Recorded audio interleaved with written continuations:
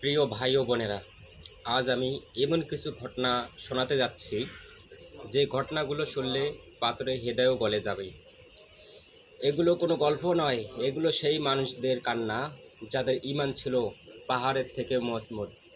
প্রিয় বন্ধুগণ, আমি প্রথমে বলে দিতে চাই, আমার ভিডিওতে আপনারা প্রথমে একটা লাইক করে দিবেন এবং শেষে একটা কমেন্ট করবেন। তা আমি এমন এমন সাহাবীদের ঘটনা বলবো যেগুলো অনেক হৃদয় বিদারক, যেগুলো সেই থেকে আমাদের অনেক শিক্ষা নেওয়া দরকার। তো প্রথমেই বলবো হযরত আবু বকর রাদিয়াল্লাহু তাআলা আনহু এর কান্না নবীজির মৃত্যুতে। রাসূলুল্লাহ সাল্লাল্লাহু আলাইহি ওয়াসাল্লাম যখন অসুস্থ হয়ে পড়েন, তখন পুরো মদিনা এক অদ্ভুত নীরবতা ঢেকে যায়। সাহাবীরা চিন্তিত, কেউ ভাবতেও পারছিল না যে কি হতে যাচ্ছে। একদিন খবর এলো নবীজি সাল্লাল্লাহু আলাইহি ওয়াসাল্লাম ইন্তেকাল করেছেন।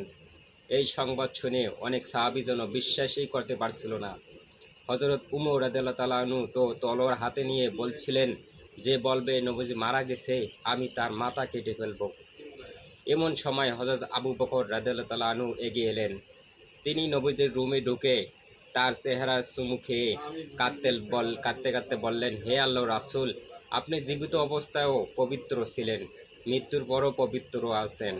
এরপর বাইরে এসে তিনি কাঁদতে কাঁদতে বললেন, যে মুহাম্মদ সাল্লাল্লাহু আলাইহি সাল্লাম এর ইবাদত করত সে জেনে রাখুক মুহাম্মদ সাল্লাল্লাহু আলাইহি সাল্লাম ইন্তেকাল করেছেন, আর যে আল্লাহর ইবাদত করে আল্লাহ চিরজীব। এই কথা শুনে পুরো মদিনা কেঁপে উঠল, সবাই কান্নায় ভেঙে পড়ল। এরপর ২ নম্বর ঘটনা হচ্ছে, আমি বলি হযরত উমর রাদিয়াল্লাহু তাআলা আনহু এর কান্নার কুরআনের আয়াত শুনে। হযরত উমর রাদিয়াল্লাহু তাআলা আনহু ছিলেন শক্তিশালী, কিন্তু আল্লাহর ভয়ে তিনি এত বেশি কাঁদতেন যে তার চোখের নিচে কান্নার দাগ পড়ে গিয়েছিল। একবার তিনি রাতের বেলায় একা একা কুরআন তেলাওয়াত করছিলেন। হঠাৎ তিনি এই আয়াত পড়লেন, তোমার প্রতিপালকের শাস্তি অবশ্যই সংঘটিত হবে। এই আয়াত শুনে তিনি এমনভাবে কাঁদতে শুরু করলেন যে অসুস্থ হয়ে পড়লেন। কয়েকদিন মানুষ তাকে দেখতে আসতো। তিনি বলতেন, যদি একটি উটও ইউফ্রেটিস নদীর পাশে ক্ষুধায় মারা যায় আমি ভয় করি আল্লাহ আমাকে জিজ্ঞেস করবেন। এটা ছিল তার কান্নার কারণ। তার অনেকগুলো উট ছিল, একটি উট যদি খিদায় মারা যায় তাহলে এটা আল্লাহ তাআলা দরবারে বিচারের আওতায় আসতে হবে। এই জন্য তিনি অনেক কাঁদতেন। হযরত বেলাল রাদিয়াল্লাহু তাআলা আনহু এর কান্নার আজান দিতে গিয়ে কান্না করেছিলেন। নবীজির ইন্তেকালের পর হযরত বেলাল রাদিয়াল্লাহু তাআলা আনহু আর মদিনায় থাকতে পারছিলেন না, কারণ প্রতিটি জায়গা তাকে নবীজির কথা মনে করিয়ে দিত। তিনি মদিনা ছেড়ে চলে যান। অনেক বছর পর একদিন তিনি মদিনায় ফিরে আসেন। সাহাবীরা তাকে অনুরোধ করলেন, আপনি আবার একবার আজান দিন। তিনি রাজি হলেন। যখন তিনি আজান শুরু করলেন, আল্লাহু আকবার আল্লাহু আকবার, মদিনার মানুষ কান্নায় ভেঙে পড়ল। কিন্তু তখন তিনি বললেন, আসসালাতু আন্না মুহাম্মাদান রাসূলুল্লাহ। এই বাক্য উচ্চারণ করতে তিনি নিজেই আর ধরে রাখতে পারলেন না। কান্নায় তার কণ্ঠ রুদ্ধ হয়ে গেল। পুরো মদিনা কাঁদছিল, কারণ এই আজান তা এই আজান তাদের নবীজির স্মৃতি মনে করিয়ে দিচ্ছিল। এরপর আছে হযরত আবু হুরাইরা রাদিয়াল্লাহু তাআলা আনহু এর কান্নার ঘটনা। হযরত আবু হুরাইরা রাদিয়াল্লাহু তাআলা আনহু ছিলেন সর্বাধিক হাদিস বর্ণনাকারী সাহাবী। মৃত্যুর সময় তিনি খুব বেশি কান্না করছিলেন। মানুষ জিজ্ঞেস করলো, আপনি কেন কাঁদছেন? আপনি তো অনেক ইবাদত করেছেন। তিনি বললেন, আমি দুনিয়ার জন্য কাঁদছি না, বরং দীর্ঘ সফরের জন্য কাঁদছি। আমার সামনে জান্নাত না জাহান্নাম আমি জানি না। এই কথা শুনে আশপাশের সবাই কাঁদতে লাগলো, কারণ তিনি অনেক ইবাদত করেছেন, অনেক আমল করেছেন, কিন্তু এরপরও তিনি কাঁদছেন, কিন্তু মানুষ জানে সে জান্নাতবাসী হবেন। এরপর হচ্ছে হযরত আলী রাদিয়াল্লাহু তাআলা আনহু এর কান্নার কিছু ঘটনা কবরের পাশে। হযরত আলী রাদিয়াল্লাহু তাআলা আনহু প্রায় কবরস্থানে যেতেন। একদিন তিনি কবরের পাশে দাঁড়িয়ে কাঁদছিলেন। তিনি বলছিলেন, হে কবরবাসীরা, তোমরা আমাদের থেকে বিচ্ছিন্ন হয়ে গেছো। তোমাদের ঘর অন্যরা দখল করে নিয়েছে। তোমাদের সম্পদ ভাগ হয়ে গেছে। তারপর নিজেই কাঁদতে কাঁদতে বললেন, যদি তোমরা কথা বলতে পারতে তবে বলতে সর্বোত্তম পাথেই হলো তাকওয়া, আল্লাহ ভীরু। এই কথা বলতে বলতে তিনি কাঁদতে তার দাড়ি ভিজে গেল। তিনি কবরস্থানের পাশে বসে অনেক কাঁদছিলেন। এবার হচ্ছে তাবুক যুদ্ধে পিছিয়ে পড়া 3 সাহাবীর কান্না। এটি ইসলামের ইতিহাসের অন্যতম হৃদয় বিদারক ঘটনা। তাবুক যুদ্ধের সময় প্রচণ্ড গরম, দূরের পথ, সব কিছু মিলিয়ে এটি ছিল কঠিন পরীক্ষা। অনেক সাহাবী প্রস্তুতি নিয়ে বেরিয়ে পড়লেন, কিন্তু 3 জন সাহাবী, কাব ইবনে মালিক রাদিয়াল্লাহু তাআলা আনহু, মুরাইরা ইবনে রাদিয়াল্লাহু তাআলা আনহু, তারপর হিলাল ইবনে উমাইয়া রাদিয়াল্লাহু তাআলা আনহু, তারা অলসতা ও দেরির কারণে যুদ্ধে যেতে পারেননি। যুদ্ধ শেষে নবীজি সাল্লাল্লাহু আলাইহি সাল্লাম ফিরে এলে অনেক মুনাফিক মিথ্যা অজুহাত দিল, কিন্তু এই 3 জন সত্য কথা বললেন। নবীজি সাল্লাল্লাহু আলাইহি সাল্লাম তাদের সাথে কথা বলা বন্ধ করার নির্দেশ দিলেন। পুরো মদিনা তাদের বয়কট করলো। কেউ কথা বলতো না, সালামও দিত না, উত্তরও দিত না, এমনকি পরিবারের লোকেরাও দূরে থাকতো তাদের থেকে। 40 দিন পর তাদের স্ত্রীদের থেকেও আলাদা থাকার নির্দেশ এলো। এই অবস্থায় তারা ভেঙে পড়লেন, কান্না করতে করতে দিন কাটাতে লাগলেন। কাব ইবনে মালিক রাদিয়াল্লাহু তাআলা আনহু, পৃথিবী এত বিশাল হওয়া সত্ত্বেও আমার কাছে তা সংকীর্ণ মনে হচ্ছিল। 50 দিন পর আল্লাহ তাআলা তাদের তওবা কবুল করেন। এই সুখবর শুনে তারা আনন্দে কাঁদতে লাগলেন। সাহাবীরা দৌড়ে এসে তাদের অভিনন্দন জানালেন। এবার হচ্ছে বদর যুদ্ধে নবীজি সাল্লাল্লাহু আলাইহি সাল্লাম সাহাবীদের কান্না। বদর যুদ্ধের আগের রাত, সংখ্যায় কম, অস্ত্রে দুর্বল মুসলমানরা, সামনে শক্তিশালী কুরাইশ বাহিনী। সেই রাতে নবীজি সাল্লাল্লাহু আলাইহি সাল্লাম সারা রাত নামাজ পড়ে কাঁদছিলেন, হে আল্লাহ, যদি আজ এই দলটি ধ্বংস হয়ে যায় তবে পৃথিবীতে তোমার ইবাদতকারী আর কেউ থাকবে না। তিনি এত বেশি কাঁদছিলেন যে তার চাদর কাঁধ থেকে পড়ে যাচ্ছিল।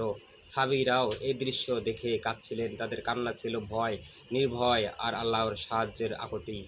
পরের দিন আল্লাহ তাদের বিজয় করে দেন। হযরত উমর রাদিয়াল্লাহু তাআলা আনহু এর কান্না নবীজির ঘর থেকে। একদিন হযরত উমর রাদিয়াল্লাহু তাআলা আনহু নবীজির ঘরে ঢুকলেন। তিনি দেখলেন মাটির বিছানা, শরীরে চাটাইয়ের দাগ, ঘরে তেমন কোনো সম্পদ নেই। এ দৃশ্য দেখে তিনি কান্নায় ভেঙে পড়লেন।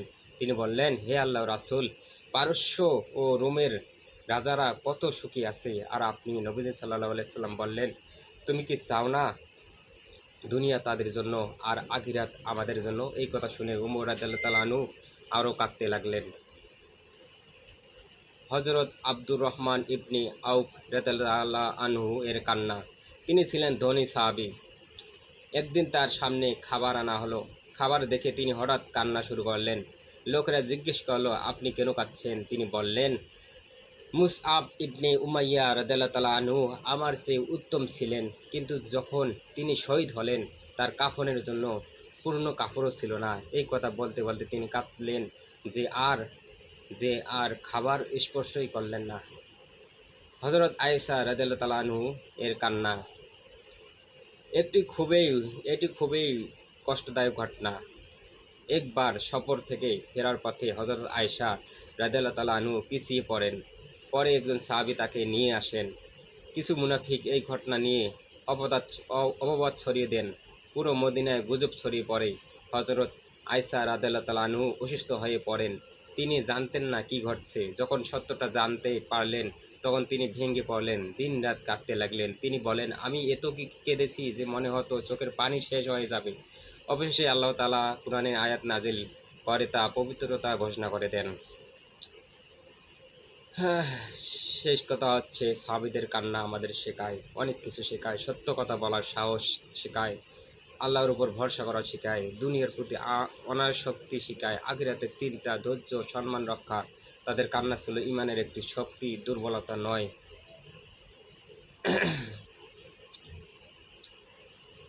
প্রিয় ভাই ও বোনেরা, আজ আমি এমন কিছু ঘটনা শোনাতে যাচ্ছি যে ঘটনাগুলো শুনলে পাথরে হেদাও বলে যাবে।